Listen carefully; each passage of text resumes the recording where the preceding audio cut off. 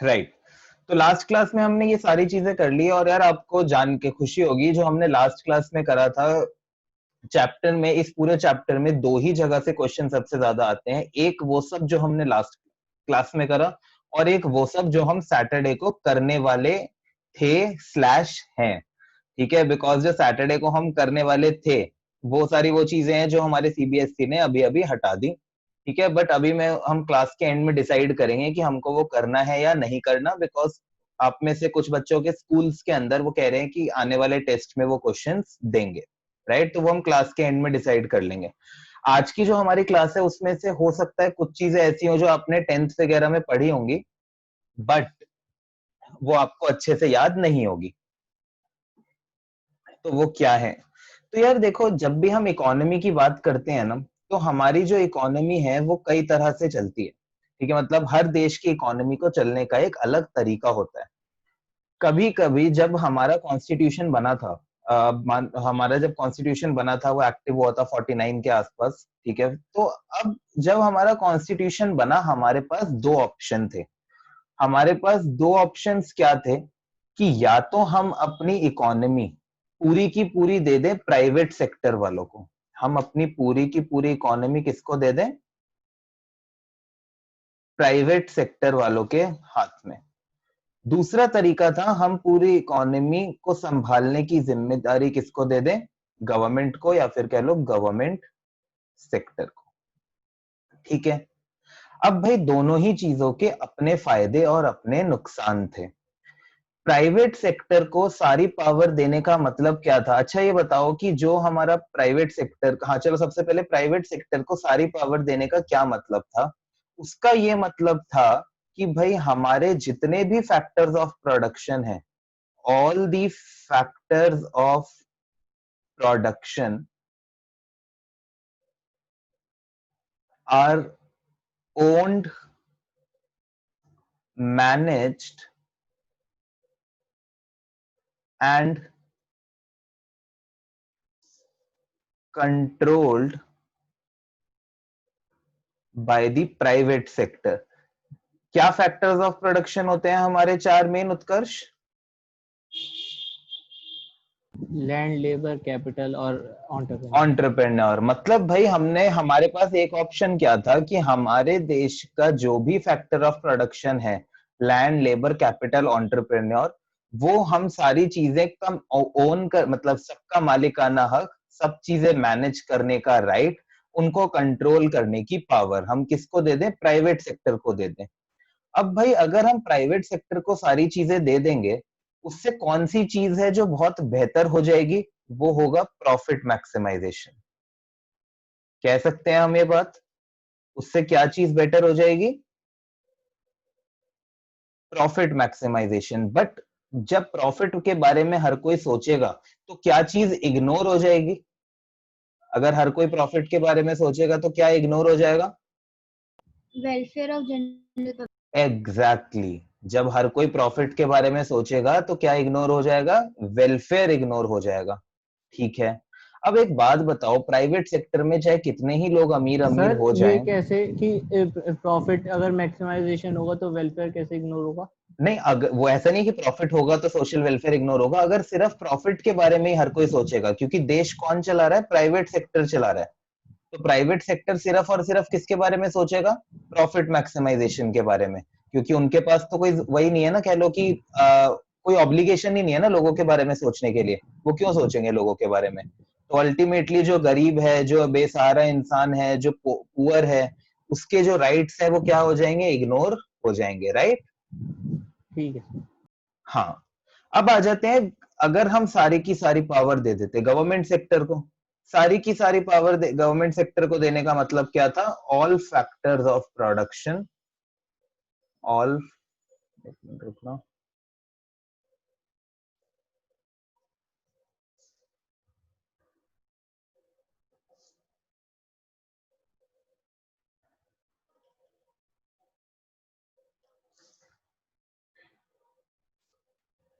हाँ, तो इसका मतलब क्या था? All factors of production are owned managed and controlled by the government sector। सारे के सारे जो हमारे फैक्टर्स हैं प्रोडक्शन के, वो कौन कंट्रोल कर रहा है, कौन मैनेज कर रहा है, कौन ओन कर रहा है? Government sector. इससे कौन सा ऑब्जेक्टिव सबसे अच्छी तरह फुलफिल हो जाएगा? सोशल वेलफेयर का, राइट। बट अब एक बात देखो, देश में गरीबी इतनी ज्यादा है, बेरोजगारी इतनी ज्यादा है कि अगर हमारी सरकार सोशल वेलफेयर में लग गई तो ये तो पक्की बात है कि सोशल वेलफेयर को करने की जो जिम्मेदारी है वो इतनी बड़ी है कि देश के अंदर इंफ्रास्ट्रक्चर बिल्ड करना, देश के अंदर उसको इकोनॉमिक सुपर पावर बनाने की कोशिश करना, इकोनॉमिकली बिल्ड करने की कोशिश करना, प्रॉफिट मैक्सिमाइजेशन का जो गोल है वो कहीं ना कहीं पीछे छूट जाएगा। यस और नो? बोलो यस और नो। Yes, sir.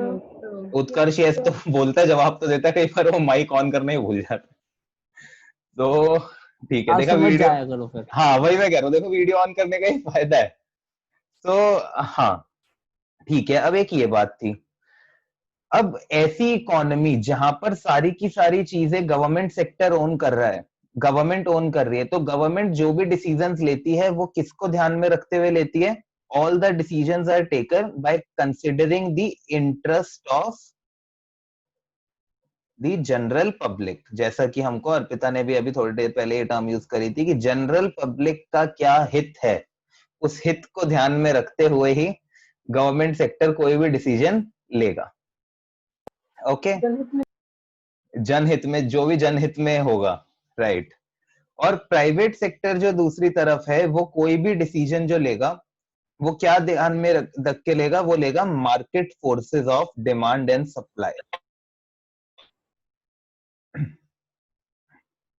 कि भाई प्रॉफिट मैक्सिमाइज होना चाहिए, market forces of demand and supply. अब मैं बता देता हूं एक बार ब्रीफली आपको कि market forces of demand and supply क्या है, अदरवाइज ये हमारा पूरा आगे जाके चैप्टर है, उसके अंदर हमें ये सब करना है। Market forces of demand and supply का सिंपल मतलब ये है कि भैया अगर ये हमारा हर्षित लाला बिजनेस कर रहे हैं, तो अब ये सिंपली क्या देखेंगे, कहेंगे कि भाई कितना हमारे मैं जो सामान बेच रहा हूं उसको खरीदने वाले लोग हैं, मैं उतना ही सामान बनाऊंगा। अगर खरीदने वाले लोग नहीं है तो मैं वो चीज नहीं बनाऊंगा। क्यों? क्योंकि भाई फिर मेरे को प्रॉफिट होगा नहीं। जितना खरीदने वाले लोग हैं उतनी ही चीज बनाऊंगा, उससे ज्यादा वो नहीं बनाऊंगा। क्यों? क्योंकि उससे ज्यादा लोग मेरा सामान नहीं खरीद सकते, मैं बहुत महंगा सामान बेचता हूं, राइट। तो कहने का मतलब है कि सिर्फ और सिर्फ प्रॉफिट को ध्यान में रखते हुए ये हर्षित सारे डिसीजन ले रहा है, ठीक है। वो सारी की सारी देख रहा है चीजें क्या, कि भाई डिमांड और सप्लाई अगर बराबर है, मैं वही गुड बनाऊंगा और उतना ही प्राइस पे गुड को बेचूंगा, उससे कम पर मैं बेचूंगा नहीं, उससे ज्यादा पर लोग खरीदेंगे नहीं। तो ये पूरी की पूरी थिंकिंग कौन सी है? ये पूरी की पूरी थिंकिंग है एक बिजनेसमैन वाली, राइट। तो प्राइवेट सेक्टर कोई भी डिसीजंस लेगा तो वो यही देख के लेगा कि market forces of demand and supply, ठीक है, जो मार्केट के अंदर फोर्सेस का मतलब है जो मार्केट में हो रहा है डिमांड एंड सप्लाई में, उससे किस तरह मैं प्रॉफिट कमा सकता हूं। कमा सकता हूं तो वो चीज बनाऊंगा, नहीं कमा सकता तो वो चीज नहीं बनाऊंगा। इतनी बात समझ में? यस और नो? Yes. ओके। जब हम बात करते हैं ऐसी इकोनॉमी की, जो ये वाली हमने बात करी, ये इकोनॉमी कहलाती है कैपिटलिस्ट इकोनॉमी। ये क्या कहलाती है हमारी? कौन सी इकोनॉमी कहलाती है ये? Capitalist economy. और ये जो हमारी इकोनॉमी है या इकोनॉमिक सिस्टम है, ये इकोनॉमिक सिस्टम हमारा कहलाता है सोशलिस्ट इकोनॉमी। क्या कहलाता है ये? बोलो। Socialist economy. हाँ, अदिति, विधि, तान्या, सब बोलो कि कौन सी इकोनॉमी है हमारी? Socialist economy. और ये कौन सी है हमारी? कैपिटलिस्ट इकोनॉमी, ठीक है। जब हम सिर्फ और सिर्फ बात कर रहे हैं किसकी? मार्केट की। इसको कैपिटलिस्ट इकोनॉमी का एक और नाम है, it is also known as, it is also known as the market economy. इसको हम और क्या बोल देते हैं? क्या बोलते हैं हम इसको, और मार्केट इकोनॉमी। हर्षित, इतना तो रात को सोना होता है, ये उससे पहले लेनी है ये बासियां। क्लास के अंदर एकदम फ्रेश रहना है, देखो। ठीक है, तो तो ये तो है हमारी क्या, मार्केट इकोनॉमी। सोशलिस्ट इकोनॉमी का, जहां पर सारी की सारी प्लानिंग कौन करता है, कोई एक पर्टिकुलर बॉडी करती है। हमारी कंट्री में वो बॉडी है, याद रखना, नीति आयोग। पहले बताया मैंने क्लास में? नहीं, ठीक है, तो कभी कोई ऐसा बात हुई नहीं होगी। तो हमारी कंट्री में प्लानिंग करने की जो बॉडी है वो कौन सी है, जो सारी प्लानिंग करती है देश के लिए? नीति आयोग, NITI आयोग। ये लेकिन सर कैपिटल, प्लानिंग को एग्जीक्यूट होने में तो बहुत टाइम लगता है। अब वो तो अलग बात है ना, प्लानिंग तो हम अच्छी कर रहे हैं ना। ठीक है, सो अब हमने प्लानिंग कर, अब हाँ, वो और जो नीति आयोग है वो ये प्लानिंग नहीं करता बॉयकॉट चाइना वाली। नीति आयोग प्रॉपर प्लानिंग करता है, ठीक है, कि क्या क्या हमारे एम्प्लॉयमेंट को बढ़ाने के लिए रिफॉर्म्स रहेंगे, क्या क्या पॉवर्टी को कम करने के लिए रिफॉर्म्स रहेंगे। इसके बारे में आप लोग डिटेल में पढ़ोगे इंडियन इकोनॉमी के अंदर, जो कि आपकी 12th के अंदर आएगी। राइट, सो जो हमारा गवर्नमेंट सेक्टर की चला, सोशलिस्ट इकोनॉमी का एक और नाम होता है क्या, it is also known as centrally planned economy. It is also known as centrally planned economy. Okay, ठीक है। सो ये हो गई कैपिटलिस्ट, ये हो गई सोशलिस्ट। अब आपको एक बात तो समझ में आ गई होगी, दोनों ही इकोनॉमी के अपने कुछ फायदे और अपने कुछ नुकसान तो हैं। राइट, दोनों ही इकोनॉमी के अपने कुछ फायदे भी हैं और अपने कुछ नुकसान भी हैं। यस और नो? यस और नो? Yes, sir. ओके, तो भाई अब क्या हुआ, जब हमारा कॉन्स्टिट्यूशन बनाया गया, तो हमारे कॉन्स्टिट्यूशन बनाते हुए जिन लोगों ने कॉन्स्टिट्यूशन बनाया, डॉक्टर B.R. अम्बेडकर जो कि मेन थे उसमें, उन्होंने सोचा कि भाई एक इकोनॉमी के अंदर प्राइवेट सेक्टर और गवर्नमेंट सेक्टर दोनों की ही इक्वली जरूरत है। ठीक है, आप भी मानोगे ये बात कि दोनों की ही इंपॉर्टेंस को इग्नोर नहीं किया जा सकता। राइट, जितना जरूरी गवर्नमेंट सेक्टर है सोशल वेलफेयर के लिए, उस सोशल वेलफेयर के लिए जो पैसा चाहिए, उस पैसे को कमाने के लिए प्राइवेट सेक्टर की भी उतनी ही जरूरत है। राइट, सो इन्होंने कहा कि भाई हम क्या करेंगे, हम अपनी कंट्री के जो फैक्टर्स ऑफ प्रोडक्शन है ना, उन फैक्टर्स ऑफ प्रोडक्शन को जॉइंटली ओन कराएंगे। कैसे? अब हमने कहा कि all the factors of production हमारी कंट्री के अंदर, all the factors of production are owned, managed and controlled jointly by private sector plus government sector।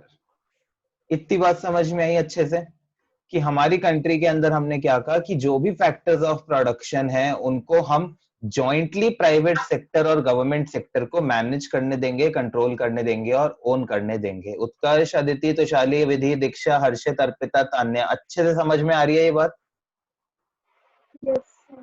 ठीक है, अब ऐसे में फायदा क्या होगा कि भैया प्रॉफिट देश में किस तरह से ज्यादा कमाना है, उस बात का ध्यान कौन रखेगा? Private sector. राइट, और प्रॉफिट कमाने की आड़ में, देश को इकोनॉमिकली बिल्ड करने की आड़ में, कहीं प्राइवेट सेक्टर गरीबों का हक तो नहीं मार रहा? कहीं ऐसा तो नहीं है गरीब, जरूरत की चीजें भी गरीब को नहीं मिल पा रही? तो उस सोशल वेलफेयर को कौन इंश्योर करेगा? उस सोशल वेलफेयर को इंश्योर करेगी कौन? गवर्नमेंट। राइट, इतनी बात अच्छे से समझ में आई? तो दोनों के बेस्ट फीचर्स लेकर यहां पर हमने जो ये इकोनॉमी बना दी, हमारे देश ने जो इकोनॉमी अडॉप्ट करी हुई है, ये इकोनॉमी क्या कहलाती है हमारी?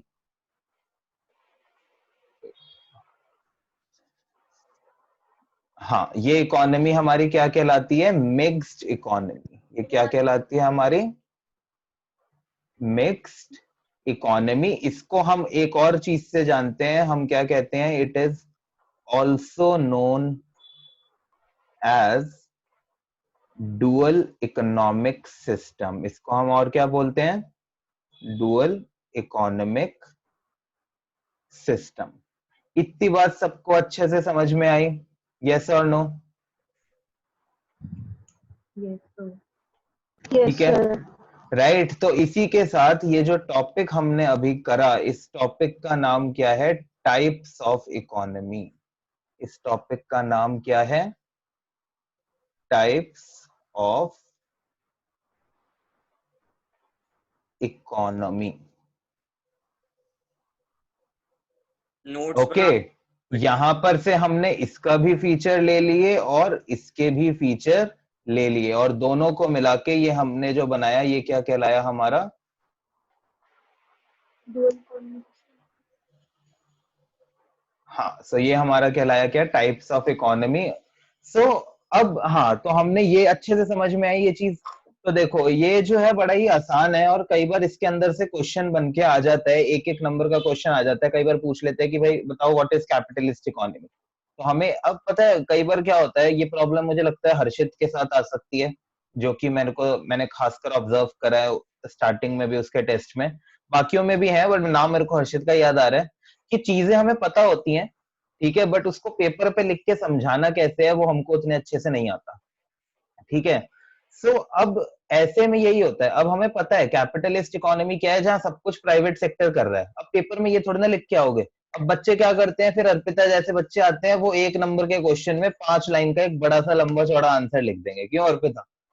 तो हमें सिंपली क्या लिखना है कि भाई capitalist economy is the economy when all the factors of production are owned, managed and controlled by the private sector of the country.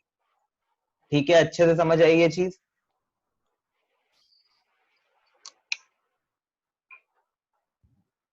Right, Yes, so sir. Okay, तो इसको एक बार यहाँ पर रीड करते हैं।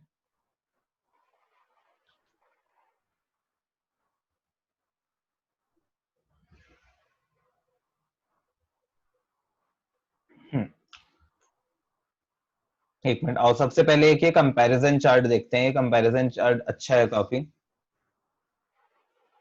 सो हाँ, तो देखो वो क्या कह रहा है, market economy, centrally planned economy मतलब सोशलिस्ट इकोनॉमी, और mixed economy. Ownership of property market economy में कौन कर रहा है? प्राइवेट ओनरशिप है। यहाँ पर क्या है? Public ownership. पब्लिक ओनरशिप का मतलब होता है वही गवर्नमेंट ओनरशिप। ठीक है, और यहाँ पर both public and private.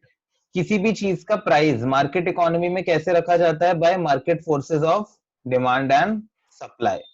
Centrally planned economy में कैसे रखा जाता है? बाय सेंट्रली प्लानिंग अथॉरिटी, जो कि मैंने हमारी कंट्री में आप लोगों को बताया कौन सी है? नीति आयोग। नीति की फुल फॉर्म पता है किसी को? No, sir. ये है नेशनल तो इंस्टीट्यूशन। मार्केटिंग की क्लास में हमने बताई तो थी, लेकिन याद ये क्या मैंने बताई थी? मार्केटिंग की क्लास में बताई थी मार्केट को याद। Okay, national institution for transforming India.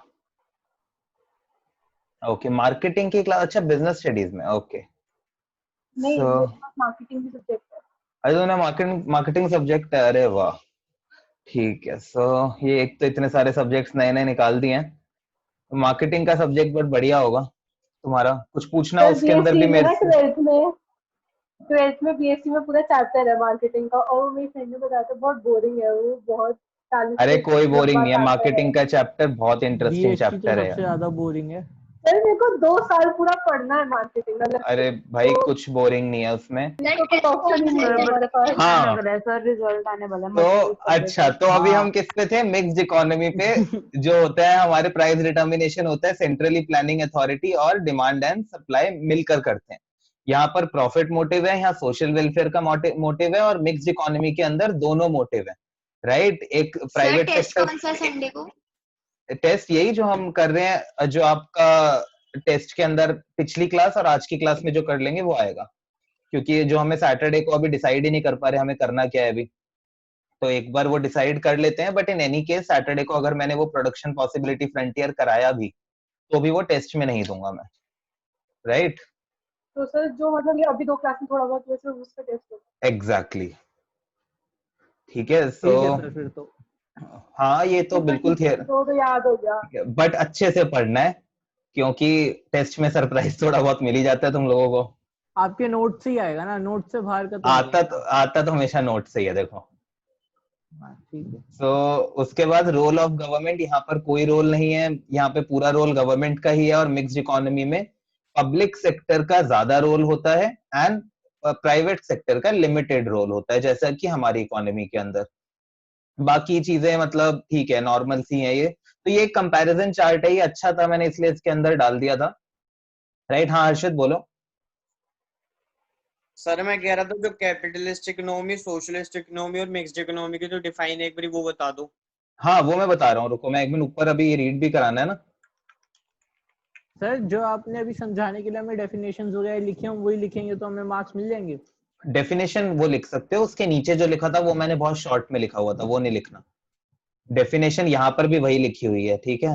ये देखो, डेफिनेशन यहाँ सेम ही लिखी है। वेयर सेंट्रली प्लान्ड इकोनॉमी कौन सी है? जहां पर सारे के सारे factors of production own, manage and control कौन करता है? Government of the country. तो हर्षित यहाँ से नोट कर सकते हो, ठीक है?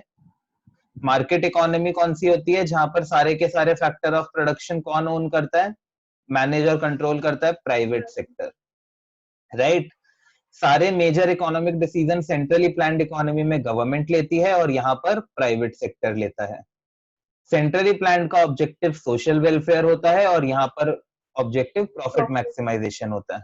तो देखो, अगर तुम तरीके से नोट्स को पढ़ो ना, मतलब मैंने एटलीस्ट इतनी तो कोशिश करी हुई है कि नोट्स को समझने में प्रॉब्लम नहीं होगी तुमको। तुम्हें उसको अपने दिमाग में अलग अलग तरीके से सोचना है बस, कि क्वेश्चन क्या क्या आ सकता है इसमें से, राइट? वरना टेस्ट में तुम्हें पता लग ही जाता है। और तो सेंट्रल खतरों के खिलाड़ी का एपिसोड होना ही होना क्या? है। खतरों के खिलाड़ी का एपिसोड होना ही होना है हर टेस्ट। हाँ, एक आधा क्वेश्चन तो आ ही जाता है। और एक क्वेश्चन अभी पिछले टेस्ट के अंदर सिर्फ ऐसा था जो अदिति का ही ठीक है और किसी का ठीक नहीं है। सो 6। हाँ, आई गेस। तो हाँ, सेंट्रल प्रॉब्लम्स जो इकोनॉमी की है वो क्या था? Solve by the planning mechanism.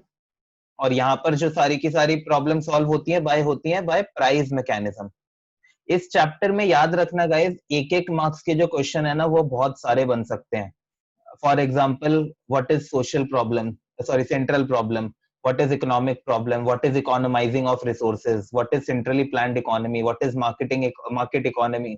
What is the guiding principle of कोई भी? What to produce, how to produce, for whom to produce? तो एक मार्क के बड़े प्यारे प्यारे से क्वेश्चन इसमें से बन सकते हैं, राइट? सो इसको हम कैपिटलिस्ट इकोनॉमिक सिस्टम भी बोलते हैं। हो सकता है आप में से कईयों के स्कूल वालों ने मिक्स्ड इकोनॉमी ना कराया हो, बट फिर भी आपको करना है वो, इन एनी केस, चाहे कराया हो या ना कराया हो। और मिक्स्ड इकोनॉमी जो होता है वो उसके अंदर दोनों के फीचर्स होते हैं। इसके अंदर सारे इकोनॉमी, ये सारी बातें वही लिखी हैं जो हमने अभी करी थी, एंड इसको हम डुअल इकोनॉमिक सिस्टम भी बोलते हैं, राइट? और एक और बात याद रखना, मिक्स्ड इकोनॉमी की जो डेफिनेशन है आप उस वो प्रॉपर लिखोगे। Mixed economy is the economy in which all the factors of production are jointly owned by the jointly owned, managed and controlled by the private sector and the government sector, right? Sir हाँ हर्षित। Socialist economy में कौन सा mechanism होता है? उसके अंदर होता है centrally planning mechanism. Planning, okay sir. Right. अब ये जो क्वेश्चन हर्षित ने पूछा, देखा जाए तो इससे भी एक डिफरेंस का पॉइंट बन सकता है।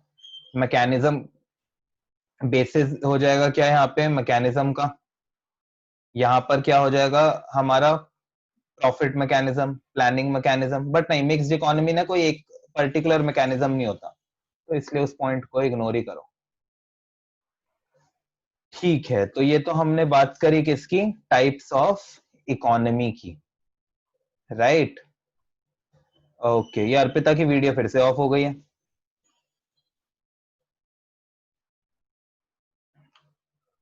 अर्पिता वीडियो ऑन कर लो।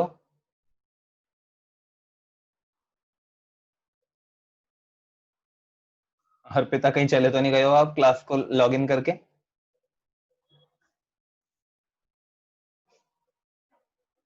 ठीक है, तो ये तो हमने हो गई हमारी पूरी। सर मिक्स्ड इकोनॉमी में कौन सा मैकेनिज्म होता है? मिक्स्ड इकोनॉमी के अंदर देखो, हम ऐसे पर्टिकुलर एक वर्ड में नहीं बोल सकते हर्षित कि उसके अंदर, क्योंकि एक वर्ड में तुम एक्सप्लेन नहीं कर सकते कौन सा मैकेनिज्म होता है। उसके अंदर तुमको प्रॉपर लिखना ही पड़ेगा, राइट? कि भाई जो लिमिटेड मतलब गवर्नमेंट सेक्टर सारी चीजें अपने पास रखता है और साथ ही साथ रोल देता है प्राइवेट सेक्टर को भी। तो प्रॉफिट के लिए जो भी होगा वहां पर यूज होगा प्लानिंग मैकेनिज्म। और जो सोशल वेलफेयर की जब बात आएगी वहां, सॉरी, वहां पे होगा प्रॉफिट मैकेनिज्म, और सोशल वेलफेयर की जहां पे बात आएगी वहां पर यूज होगा प्लानिंग मैकेनिज्म। ठीक है हर्षित? तो वहां पर एक वर्ड में एक्सप्लेन करने का तरीका नहीं है हमारे पास। ओके, लास्ट क्लास में ये, अच्छा, ये हमने, ये रह गया था हमारा two strands of economic theory. Okay, इस टॉपिक को कराने का मजा पहले ज्यादा आता था।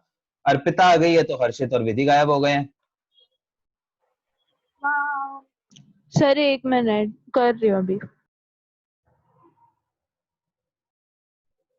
हाँ, तो अब देखो, ये मैंने आप लोगों को इंट्रोडक्शन वाली क्लास में भी बताया था। इंट्रोडक्शन वाली क्लास हर कोई अटेंड कर चुका है, जिसने अटेंड नहीं करी है वो कहीं ना कहीं रिकॉर्डिंग में सुन चुका है ये चीज, कि जो हमारी इकोनॉमिक्स है वो दो तरह से डिवाइडेड है, क्या? माइक्रो इकोनॉमिक्स और मैक्रो इकोनॉमिक्स।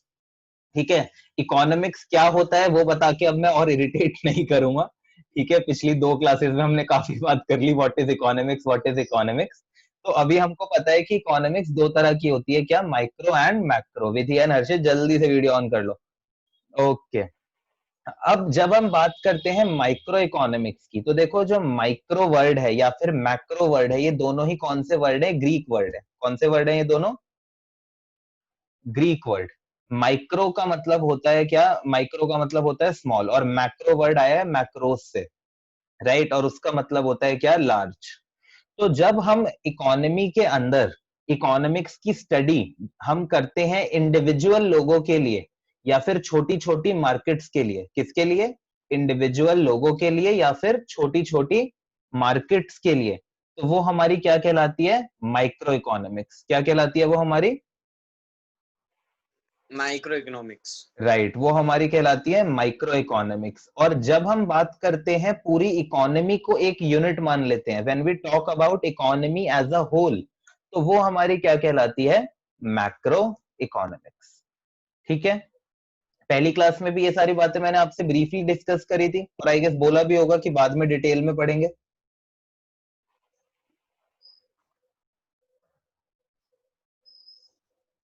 ओके, सो हाँ, जब हम बोलते हैं क्या कि माइक्रो इकोनॉमिक्स और मैक्रो इकोनॉमिक्स, तो सबसे पहले अगेन डिफरेंस ही देखते हैं, या इसको मैं वहां पर तुमको कराता हूँ मेजर मेजर पॉइंट्स इसके बोर्ड पर।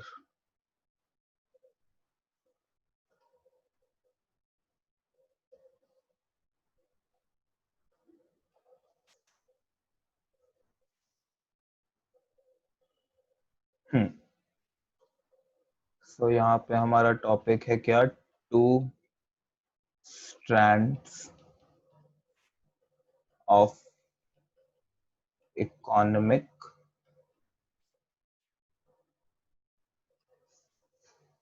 ये तुम लोग भी मानते नहीं हो। ठीक है, यहाँ पे हमने क्या बोला? Two strands of economic theory.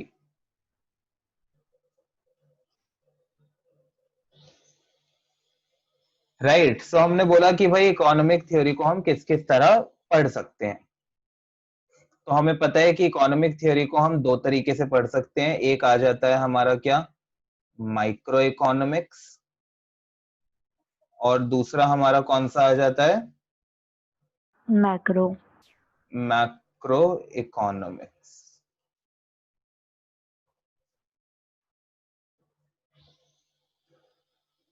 Right.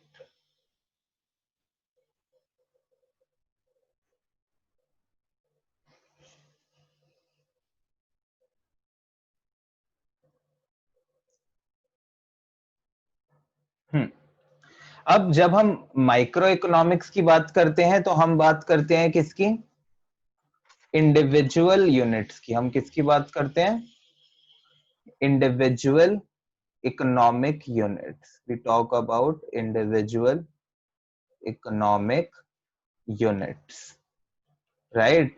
या फिर हम बात करते हैं सम ग्रुप ऑफ इंडिविजुअल्स। हम किसकी बात करते हैं, सम ग्रुप ऑफ इंडिविजुअल्स, जिसको हम मार्केट भी बोल देते हैं। और जब हम मैक्रो इकोनॉमिक्स की बात करते हैं, किसी ने कुछ बोला अभी, तो हम बात करते हैं क्या, whole economy as one single unit, right. इतनी चीज सबको समझ में आई अच्छे से?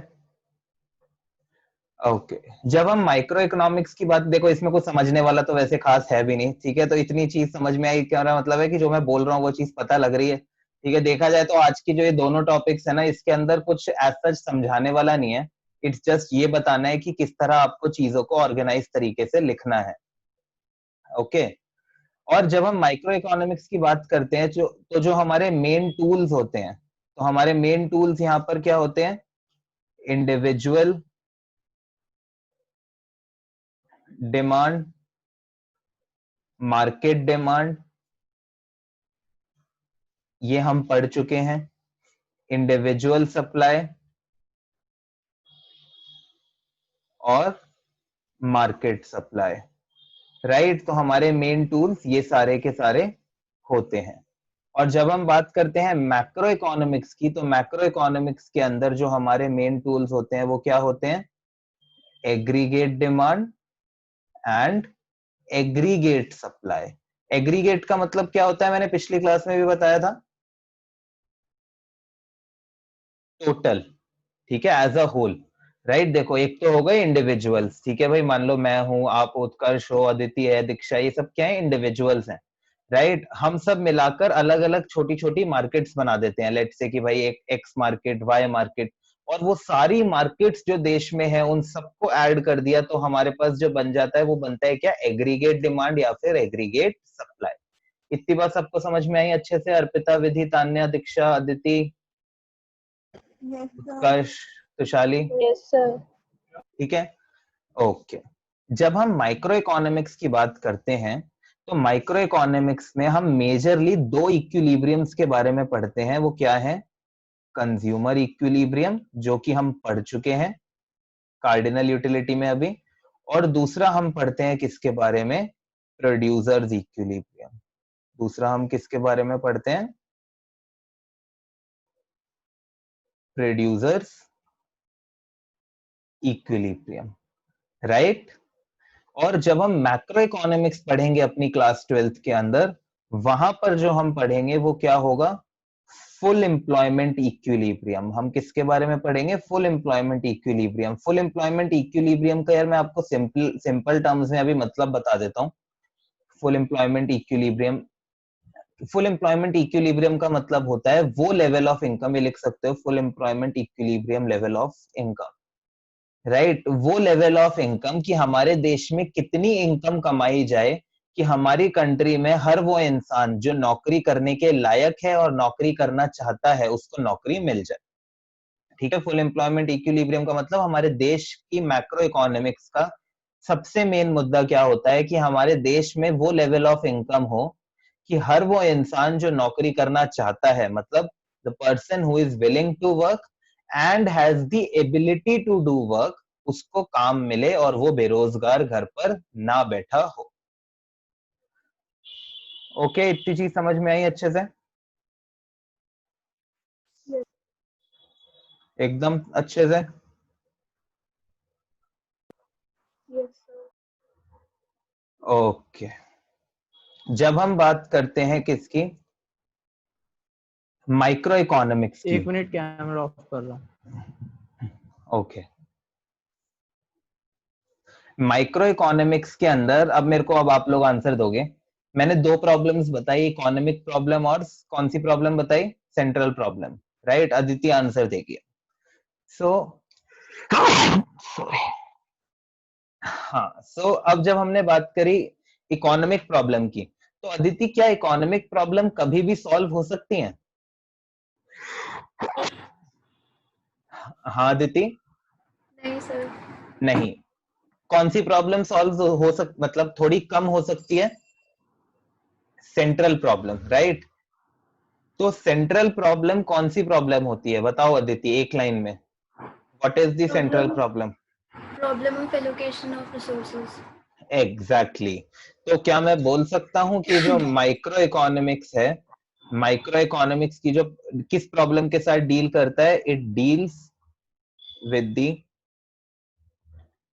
Problem of allocation of resources. It deals with the problem of allocation of resources, right? तो देखो, मैक्रो इकोनॉमिक्स से जो रिलेटेड क्वेश्चन है वो मैं आपसे नहीं पूछ रहा, मैं सिर्फ माइक्रो इकोनॉमिक्स से रिलेटेड ही पूछ रहा हूँ। मैक्रो तो आपने पढ़नी है बाद में। मैक्रो इकोनॉमिक्स जो डील करता है वो करता है देश की बड़ी बड़ी प्रॉब्लम्स के साथ, ये छोटी छोटी प्रॉब्लम के साथ डील नहीं कर रहा वो। It deals with the problem of unemployment, poverty, right? Inequalities of income, etc. Inequalities of income, etc. right? इतनी बात समझ में आई उत्कर्ष, हर्षित? Yes sir. हर्षित, समझ में आ रही है बात? राइट। और ये तुशाली कहाँ चली गई? अच्छा ये तुशाली, ठीक है। सो हाँ हाँ हर्षित, और बातें कर लो। अच्छा, खाने में क्या बन रहा है?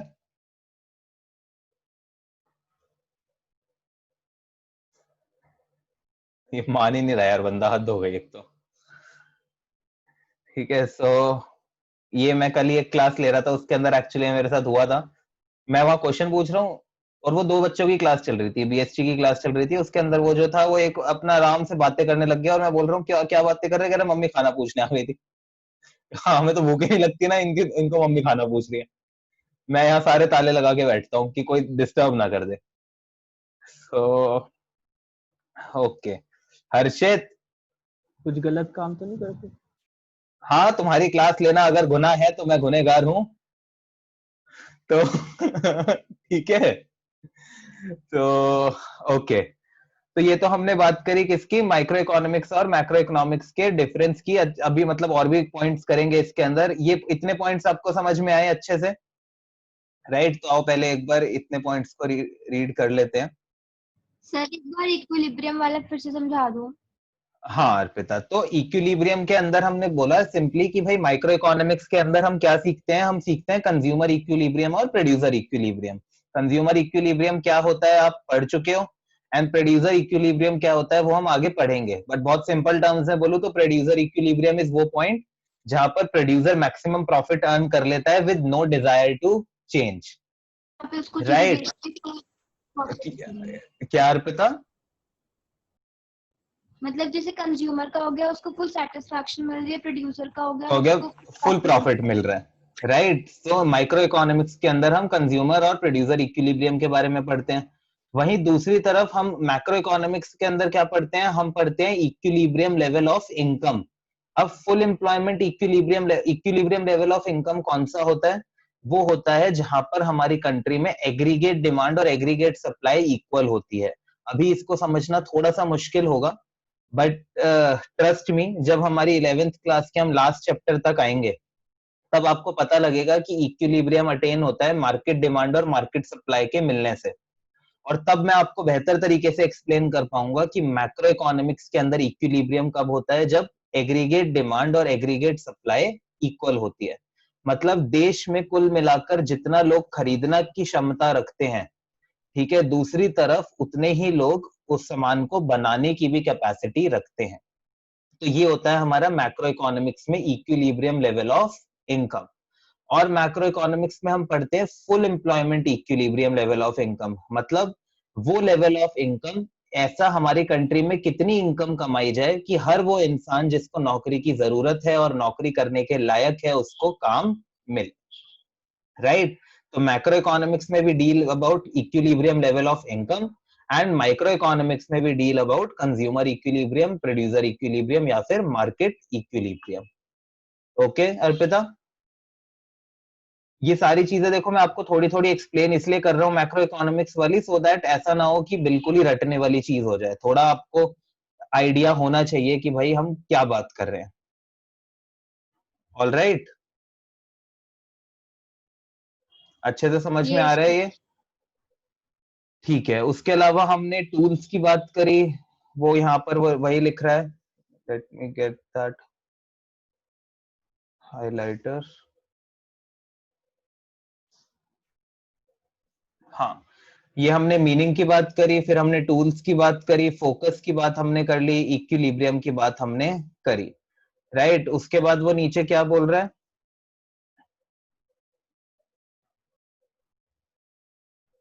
हाँ उसके बाद वो बोल रहे हैं कि भाई क्या मेजर डिटर्मिनेंट होते हैं। ठीक है, इसको भी उधर ही लिख लेते हैं।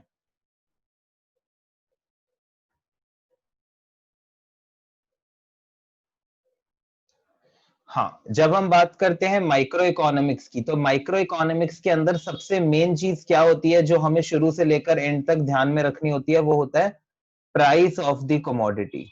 वो क्या होता है? Price of the commodity. सबसे मेन जो हमारा डिटर्मिनेंट होता है वो कौन सा डिटर्मिनेंट होता है माइक्रो इकोनॉमिक्स में? प्राइस। ऑल राइट, यस और नो, समझ में आ रही है बात? और जब हम मैक्रो इकोनॉमिक्स की बात करते हैं, जो सबसे मेन डिटर्मिनेंट हमारा होता है वो क्या होता है? Income earned by the nation. ठीक है, income earned by the nation, और साथ में तुम कह सकते हो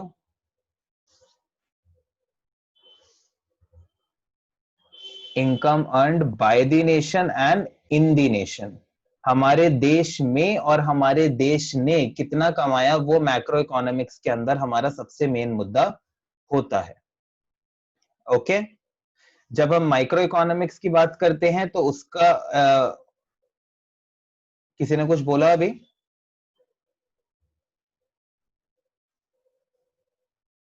आप में से किसी ने अभी कुछ बोला, मुझे ऐसा लगा सर, या मेरे कान बज रहे हैं? कान बज रहे होंगे, ठीक है। सो माइक्रो इकोनॉमिक्स की जब हम बात करते हैं तो उसका एक और नाम है हमारा क्या? Price theory. माइक्रो इकोनॉमिक्स का एक और क्या नाम है हमारा? Price theory. It is also known as price theory. अब देखो अगेन एक नंबर का क्वेश्चन बन सकता है, आपसे कोई माइक्रो इकोनॉमिक्स की डेफिनेशन ना पूछ के क्या पूछ ले, बताओ what is price theory? Okay, and जब हम बात करते हैं मैक्रो इकोनॉमिक्स की, मैक्रो इकोनॉमिक्स का एक और नाम होता है क्या? It is also known as theory of income and employment. इसका एक और नाम होता है क्या? Theory of income and employment. Diksha, Harshit, Utkarsh, video on करो। ऑन तो मैं 2 है। मिनट में कर रही हूँ।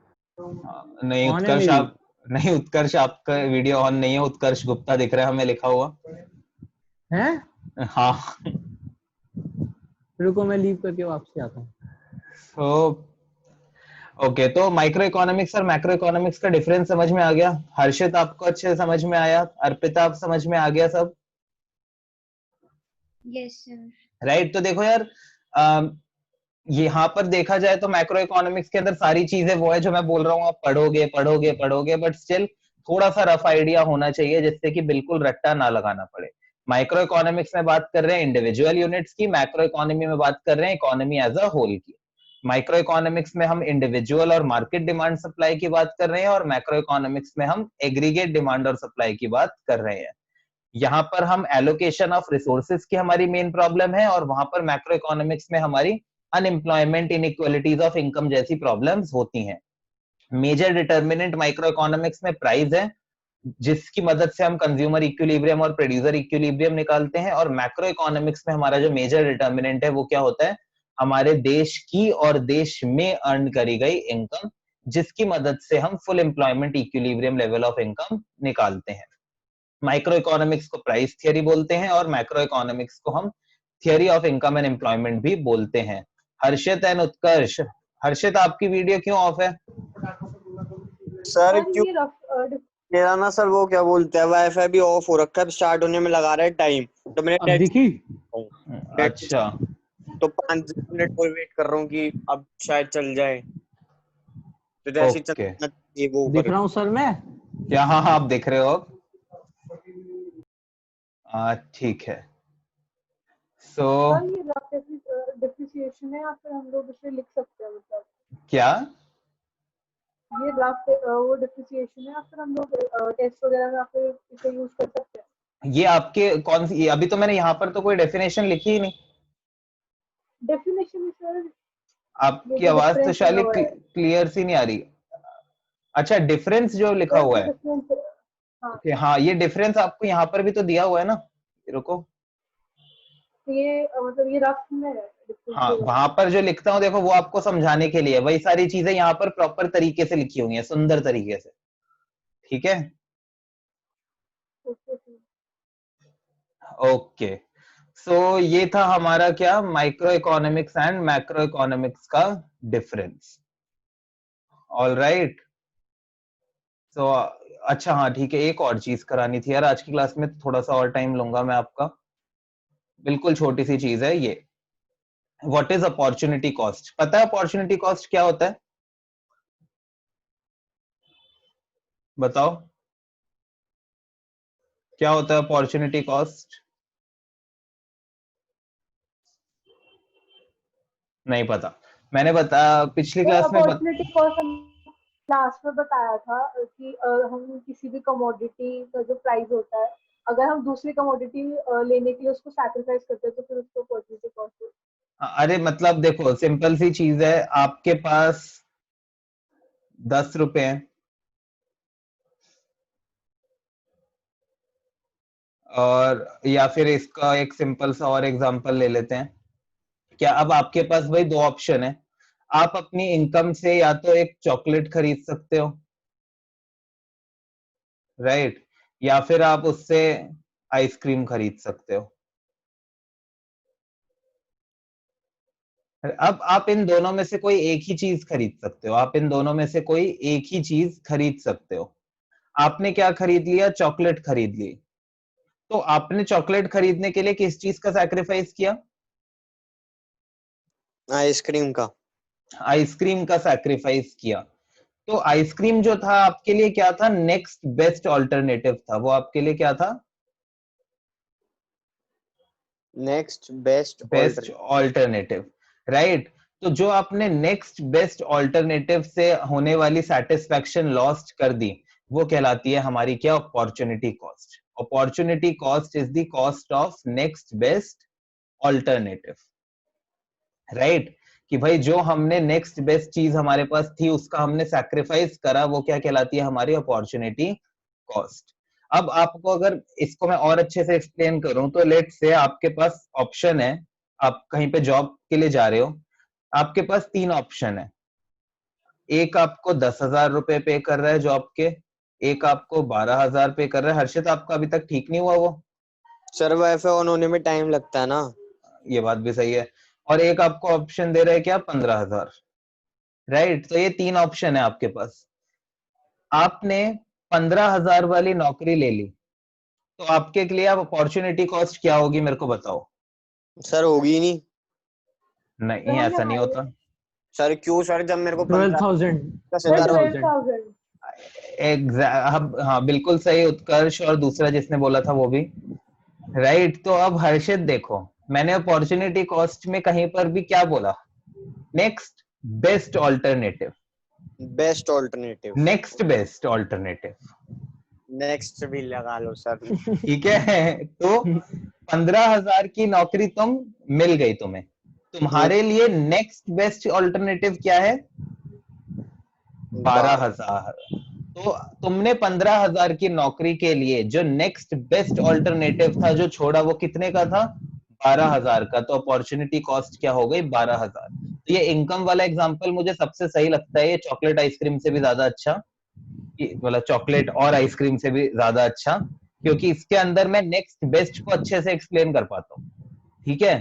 तो अपॉर्चुनिटी कॉस्ट का ना हमेशा ये चीज लगती है हमें कि अगर हमने बेस्ट चीज ले ली तो कुछ अपॉर्चुनिटी कॉस्ट नहीं है, बट नहीं, whatever we do there is always some opportunity cost, ठीक है। सो जो भी हम गेन कर रहे हैं, जो भी हमें मिल रहा है लाइफ में, हमेशा उसकी कुछ ना कुछ अपॉर्चुनिटी कॉस्ट होती ही होती है, तो चाहे वो इकोनॉमिक्स हो या वो लाइफ हो।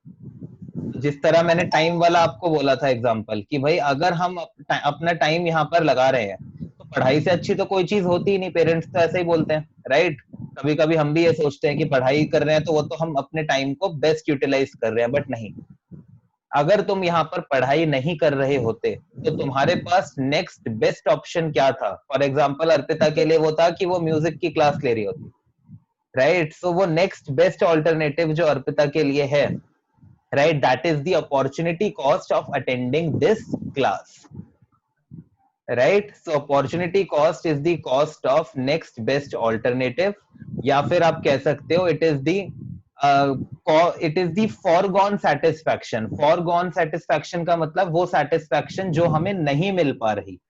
Foregone satisfaction मतलब जो satisfaction हमें नहीं मिल पा रही because of purchasing chocolate, या फिर because of purchasing because of doing this job of rupees 15,000, या फिर because of attending this economics class from 5 to 6, right?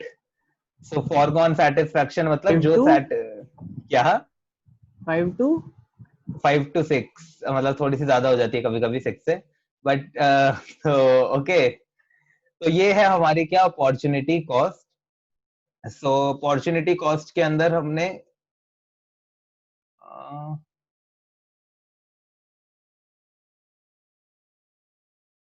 Okay ठीक है। सो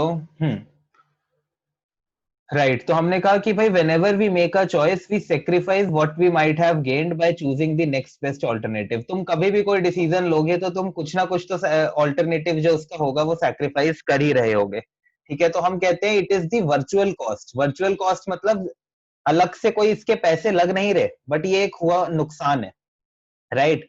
अभी तुम अटेंड कर रहे हो क्लास इकोनॉमिक्स की, तुम उसकी जगह पर कुछ और काम नहीं कर रहे, तो तुम्हारा पैसों की फॉर्म में कोई खर्चा नहीं हो रहा, बट स्टिल तुम कुछ ना कुछ तुम्हारा नुकसान हो रहा है। So that is a virtual cost. तो यहाँ पर वो एग्जांपल वही दे रहे हैं, आइसक्रीम और चॉकलेट का लिया था, यहाँ आइसक्रीम और कोल्ड ड्रिंक का ले रहे हैं। ओके, सो ये देखो, ये वाली जो डेफिनेशन है ना, ये सबसे अच्छी होती है। opportunity cost of a given activity is the value of next best alternative, right? It is the amount of other goods which have been given up in order to produce that commodity। आपकी factory है, आपकी machine में आप या तो shoes बना सकते हो या फिर सैंडल्स बना सकते हो, राइट। आपने अगर शूज बनाए उसके अंदर, तो इसका मतलब आपकी अपॉर्चुनिटी कॉस्ट क्या हो गई, जो आप सैंडल्स बनाकर कमाते। अगर आपने सैंडल्स बनाए तो अपॉर्चुनिटी कॉस्ट क्या हो गई, जो आप शूज बनाकर कमाते, राइट। सो ये होती है हमारी अपॉर्चुनिटी कॉस्ट। अच्छे से समझ में आया? जी सर। ओके, सो ये यहां तक जो है हमारा संडे वाले टेस्ट में आएगा। तो पिछली क्लास में हमने क्वेश्चन पूछा था कि भाई scarcity and choice go together, इस पे कमेंट करो, और मैंने तुम्हें बोला था 2 लाइनों में मुझे इसका आंसर चाहिए। तो कोई भी ऐसा बच्चा है जिसने 2 लाइनों में इसका आंसर करा है? रिपीट करना question. Scarcity and choice go together, comment. Harshit, Diksha, Aditi, Tanya, video on करो।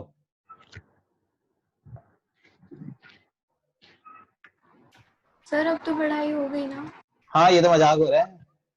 अरे नहीं बट सर एक बात पूछनी थी।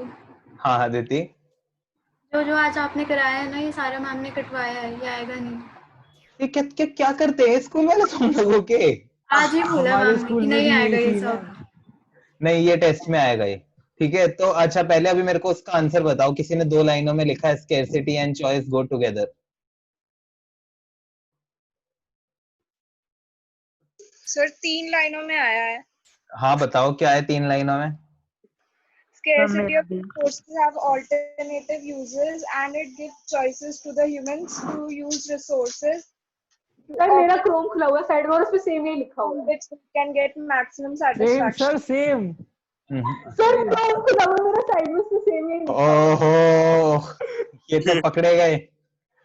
तो तो चलो तुम लोग लिख लो, ठीक है, हाँ ये बिल्कुल सही है। तो अब हाँ, तो इस चीज को लिख लो। तो शाली को देखो, क्रोम खुला हुआ है, क्रोम खुला हुआ है, ठीक है। सो ओके, तो लिखो scarcity and choice go together, या मतलब पहले ये क्वेश्चन लिख लो, scarcity and choice go together, comment.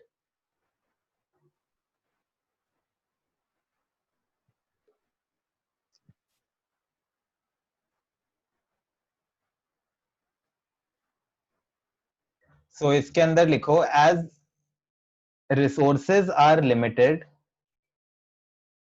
या फिर लिखो as there is scarcity of resources,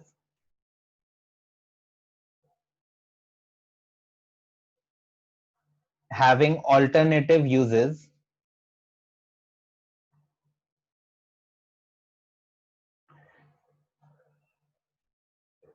because of which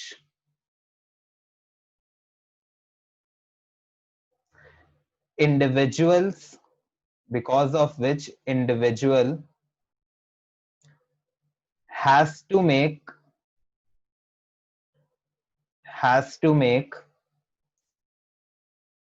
choices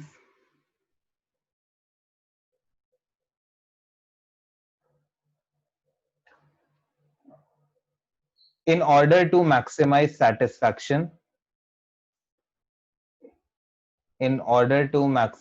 satisfaction, sir choices के बाद एक बार रिपीट कर दो, वीडियो पॉज होता है। हाँ एक बार रिपीट करना जो मैंने लिखवाया है।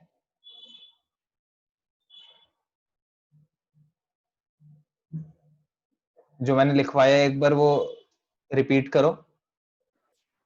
As there is scarcity of resources, having alternative uses because of which individual has to make choices in order to maximize satisfaction.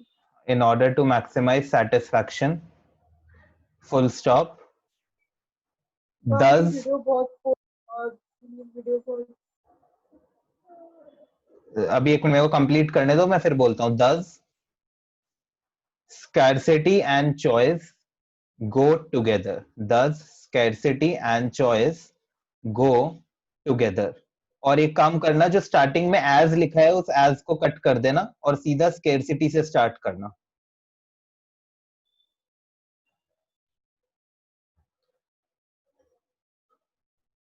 Right और ये जो मैंने लिखवाया है इसकी पिक्चर क्लिक करके एक बार ग्रुप पे भेज देना, सो दैट जिसकी वीडियो अटक रही थी वो वहां से नोट कर ले।